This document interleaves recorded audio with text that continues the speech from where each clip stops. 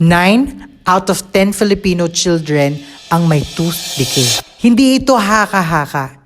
Ito ay base sa National Oral Health Survey ng DOH at pati na rin ng World Health Organization bilang isa sa pinakakaraniwang sakit ng mga bata. Nakakagulat pakinggan, 'di ba?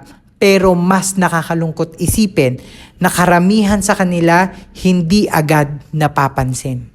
Minsan akala natin okay lang. Baby teeth lang yan. Hindi naman nagrereklamo. Hanggang sa sumakit.